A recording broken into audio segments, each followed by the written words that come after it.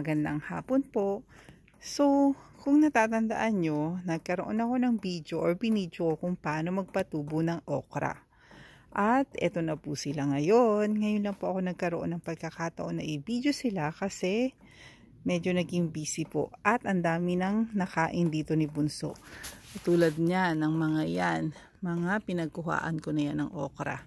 So, dun po sa ating okra na journey, 4 po ang nabuhay. 4 lang po, pero ang itinanim ko ay mga 30 piraso ng okra. So, ayan, tignan nyo. Meron na namang makakain si Bunso. Isa. Eto, papalakihin pa natin. Actually, hindi ko na ito naluluto, guys. Kasi, hilaw pa lang. Kinakain na yan ni Bunso kasi sobrang healthy.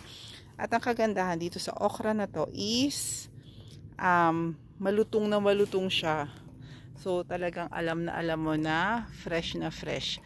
Sana nga wag mo nang ganun lumamig kasi pag lumamig na hindi ko alam baka mamatay na rin siya kasi 'di ba kailangan ng okra ng maraming araw. So guys, yan po. In-update ko lang kayo sa ating pananim na okra. Sobrang swerte nyo sa Pilipinas kasi ang okra dyan, grabe, parang tumutubo lang, 'di ba? Ang bilis-bilis magpatubo, samantalang dito ang hirap, tas napakamahal pa. Sobrang mahal pa ng okra na 'yan.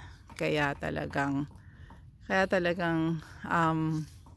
nagtatanim kami dito kasi sa Asia shop lang makakabili ng okra na yan. So next year, dadamihan ko na lang para ma-freezer ko siya. So guys, maraming salamat po sa suporta, sa panunood, at mag-iingat po kayo palagi. God bless everyone. Salamat po. Bye!